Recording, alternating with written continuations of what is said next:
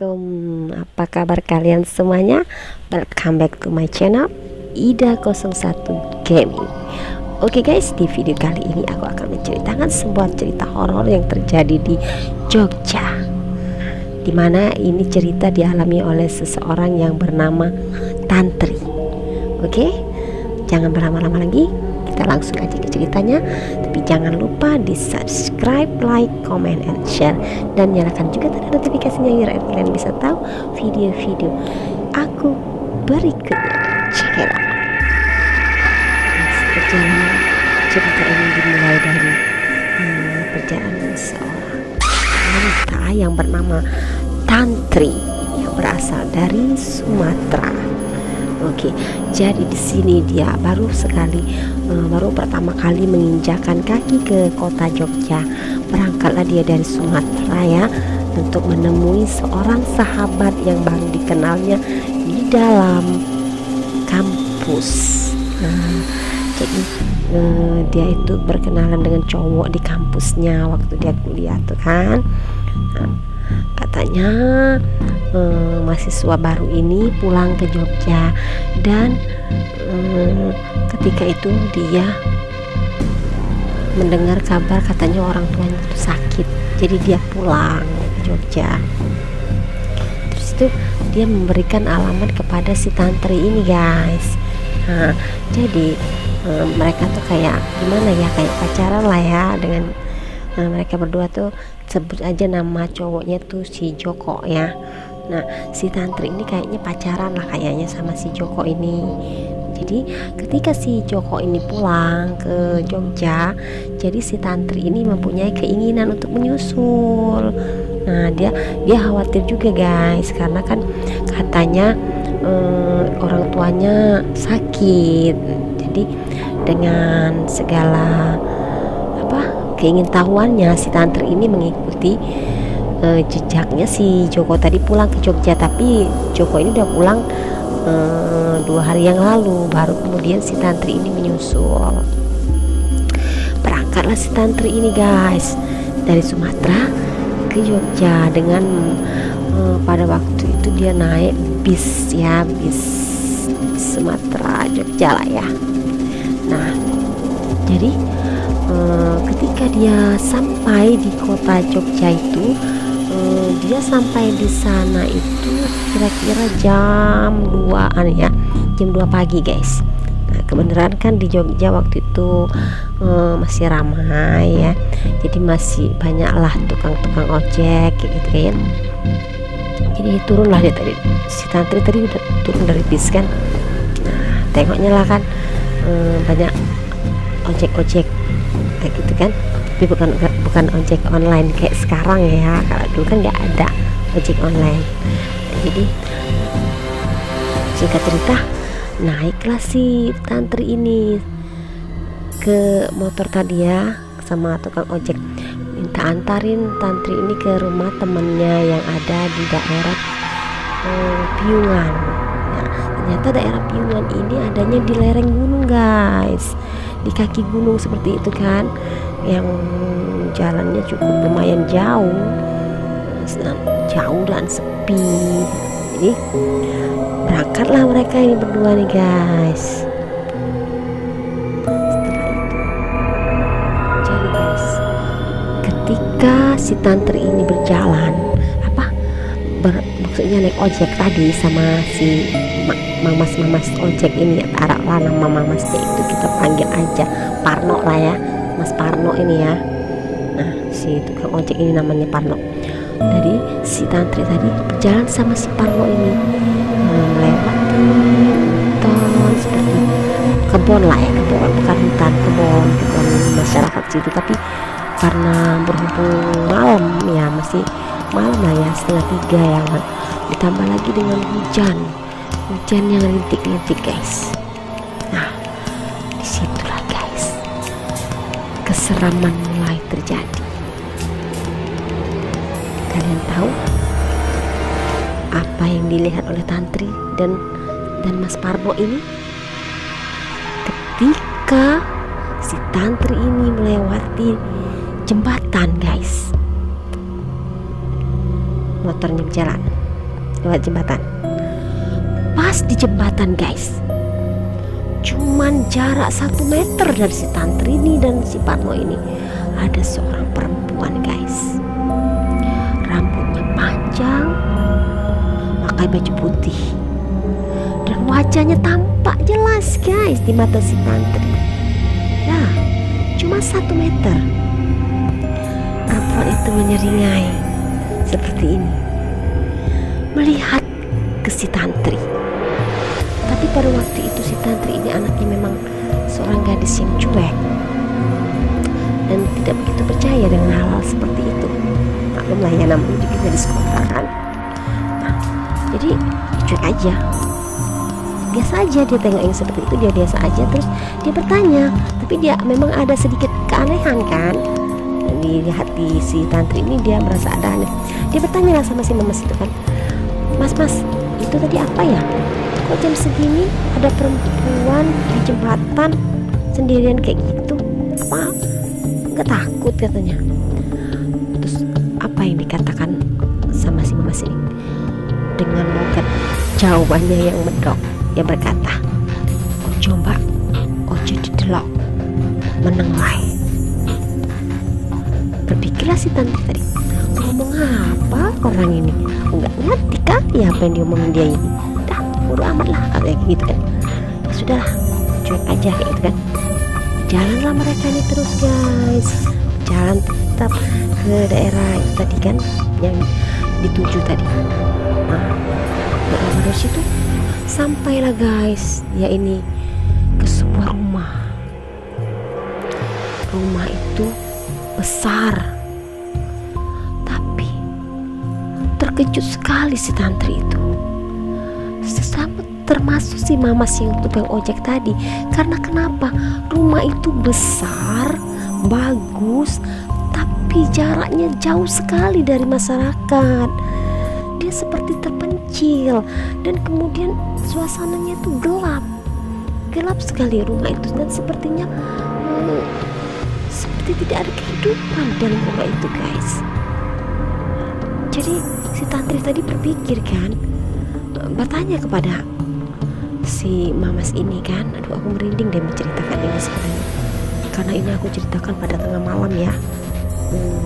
Memang ini malam Sabtu, tapi aku cerita ini malam jam berapa ya? Jam 12:30 guys. Aku ceritakan ini jam 12:30. Kalian lihat 12:30 ya. Sebenarnya aku takut, tapi karena aku memang belum bisa tidur, tidak aku ceritakan saja ya. Tidak apa-apa lah, semoga Allah selalu melindungi aku dan kita semua ya.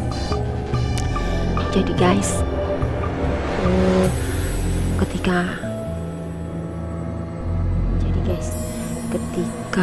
mereka sampai di rumah itu kan, dari pagar itu sudah berdebar-debarlah si Tantri ini kan. Rasanya dia tidak mau masuk ke dalam rumah itu karena dia takut. Sepertinya rumah itu kosong, tidak ada orang, tidak ada penghuninya. Nah, untung aja nih ada si Mamas ini kan, ada yang si Parno ini tadi, si tukang ojek ini tadi kan. Nah, dia berbicara lah sama si Parno ini, mas ini rumah masih dipakai nggak sih? Emang kok nggak ada orangnya ya, kayak sepi-sepi gitu, katanya kan gitu. Terus kata si Mamas ini, ya mbak ya, kok ngene ya katanya, rumahnya kok sepi ngene katanya. Gak bahasa Jawa lah ya guys, aku sih gak begitu paham ya, jadi aku gak bisa menirukannya kalau bahasa Jawa sih. Jadi terus berkata lagi kan si Mamas ini, wis mbak, mendingan kita mulai mbak, katanya kayak gitu. Gak bagus lama-lama di sini, nanti ada apa-apa loh, aku takut, katanya kayak gitu kan. Kayaknya aku belum pernah kesini, katanya kata si Mamas itu. Terus aku itu, terus si Tantri ini berpikir juga kan, ya kenapa alamat yang diberikan oleh temanku itu di sini? Terus pula kenapa rumahnya ini seperti tidak ada kehidupan? Ada apa ya, katanya. Sudah terus berpikir, ya udahlah mas, yuk kita cabut aja dari sini, katanya. Gak usah lama-lama kita di sini, bahaya, kata si Tantri itu kan. Ya udahlah, memang kebenarannya si Tantri ini memang anaknya agak badung ya, dia tuh cewek tapi agak-agak rada tomboy ya gitu ya. Orang itu cuman kepingin tahu aja tuh kerjanya ya. Nah, jadi pulanglah mereka ini kembali ya, rencananya nih mau kembali ke pangkalan ojek tadi. Kemudian si Tantri ini mau menginap di sebuah losmen, mungkin kan karena di Jogja pada itu kan memang masih banyak lah ya losmen kan. Nah, jadi ketika mereka berjalan melewati rumah itu guys, apa yang terjadi? Ketika mereka berjalan di depan rumah itu, di pinggir pagar itu, seperti ada yang mendobrak pagar itu guys, menggoyang-goyangkan pagar itu. Oh, bagaimana, apa yang kalian rasakan coba kalau kita berada di saat itu? Jadi si Tantri ini seperti baru merasa takut dianya. Selama ini dia tidak pernah merasa takut kan. Nah, pada waktu itu dia takut karena dia seperti melihat seseorang yang sedang menggoyang-goyangkan pagar itu guys. Nah, si Mamas itu tetap tenang aja kan. Ya mungkin karena Mamas ini adalah seorang tukang ojek, jadi dia tidak begitu menghiraukan yang seperti itu. Dia sudah biasa dia bertemu dengan hal-hal yang seperti itu kan. Jadi dia bilang aja sama si Tantri ini, udahlah mbak, jadi delok lagi mbak, wis meneng mbak, meneng katanya. Terus kata si Tantri, apalah terserahlah ngomong apa, yang penting iyalah aku diam aja lah, kata kayak gitu kan. Dia diam aja kan. Pas lewat di rumah itu sedikit, adalah sekitar 50 meter lah dari rumah itu, ada sebuah rumah kecil di hadapan mereka berdua ini guys. Ada seperti gubuk, nah tapi ada lampunya terang seperti ada kehidupan. Jadi berhubung hujan pada saat itu kan hujan ya guys ya, hujannya agak deras. Jadi berteduhlah si Tantri ini sama si tukang ojek tadi di pondok itu sambil akhirnya si Tantri ini gimana ya, mempunyai inisiatif untuk menggedor rumah itu, untuk bertamu kepada si pemilik rumah itu ya. Dari pikir kan tidak baik juga ya, di setengah hutan lah taruhlah ya, di lereng gunung kayak gitu, tanpa ada orang lain, sekalian cuman dia berdua. Jadi dia merasa takut gimana lah ya, biar bagaimanapun kan dia perempuan guys. Terus si Mamas ini kan laki-laki ya, takutnya aja nanti takutnya si Mamas ini mempunyai niat yang gak bener kayak gitu kan, kata si Tantri kan. Nah jadi guys, dia ini totoklah rumah itu, tok katanya, assalamualaikum, kata si Tantri ini. Terus ada yang jawab guys dari dalam, waalaikumsalam katanya. Pas dibuka, oh ternyata ada seorang nenek-nenek lah ya guys. Tapi nenek-nenek ini alhamdulillah tuh pada waktu itu tuh kata si Tantri ini ramah orangnya, tidak seperti serem-serem kayak gitu ya. Nah dia ini tinggal di situ bersama seorang cucunya laki-laki. Nenek ini adalah seorang pencari kayu bakar. Nah jadi berkenalanlah si Tantri ini sama nenek ini, dan disuruh masuklah si Tantri ini sama nenek ini sama si Mamas itu juga ya, si Parno tadi tuh. Masuklah mereka berteduh di dalam. Nah, terus nenek itu bilang, kalian jangan pulang dulu, nanti aja besok pagi kalau sudah terang.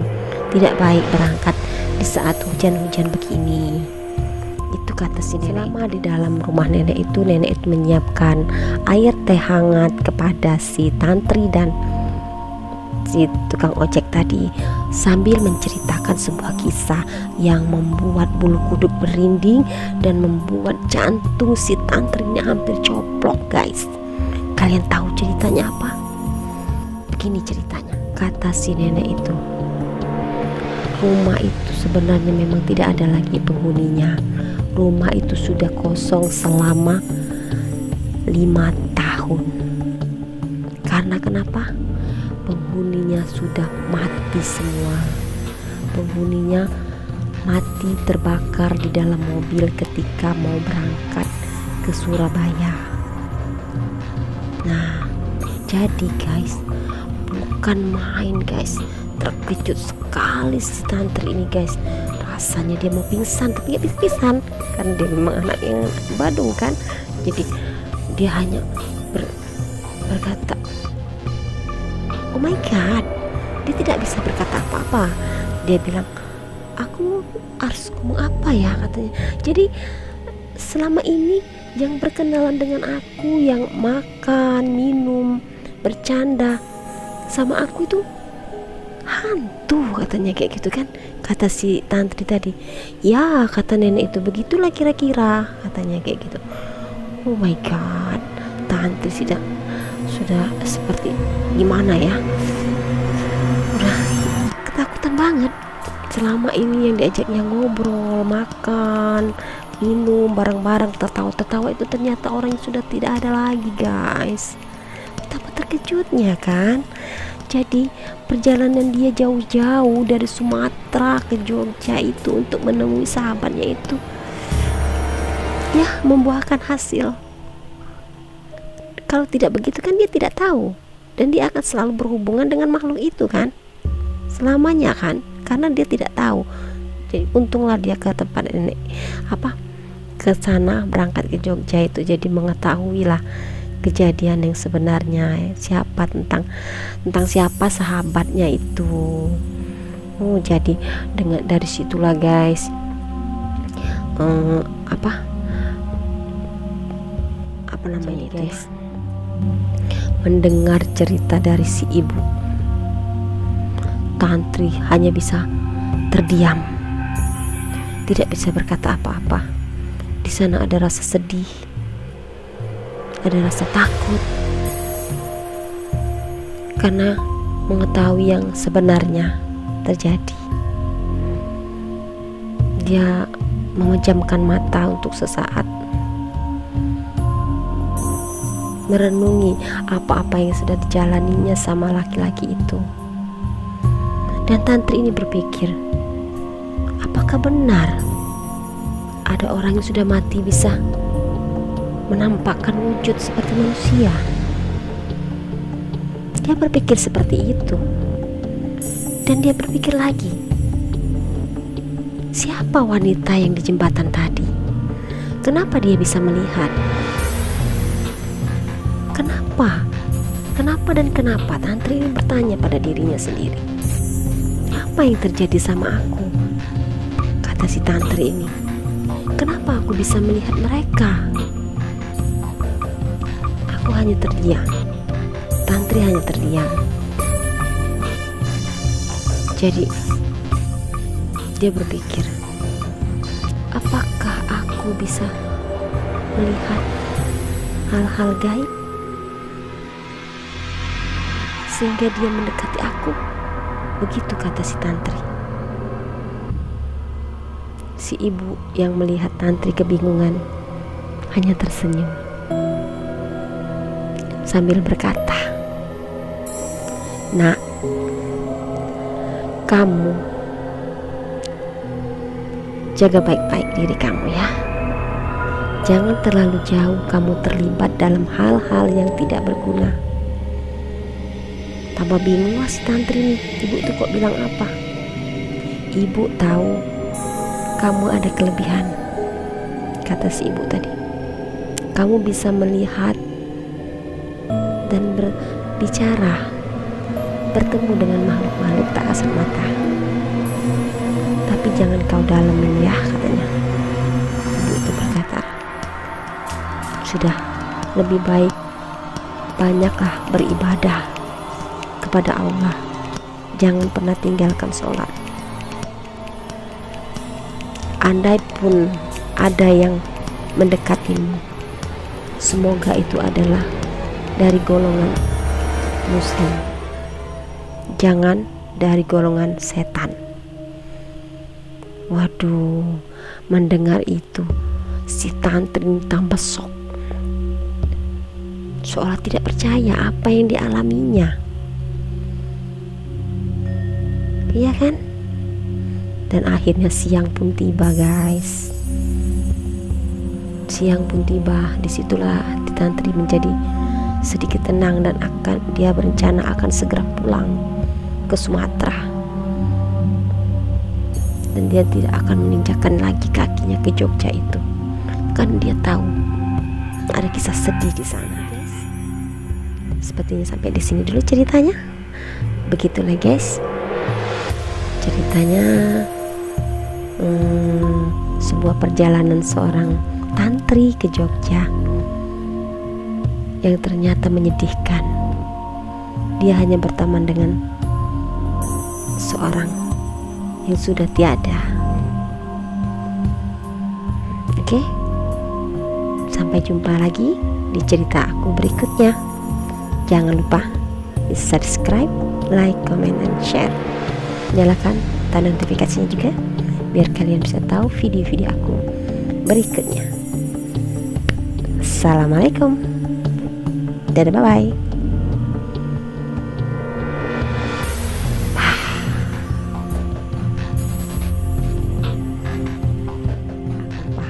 Kalau misalnya ada cerita-cerita kalian yang mau aku ceritain, kalian boleh komen di bawah ya, atau boleh ceritain, nanti aku bawakan dengan sepenuh hati.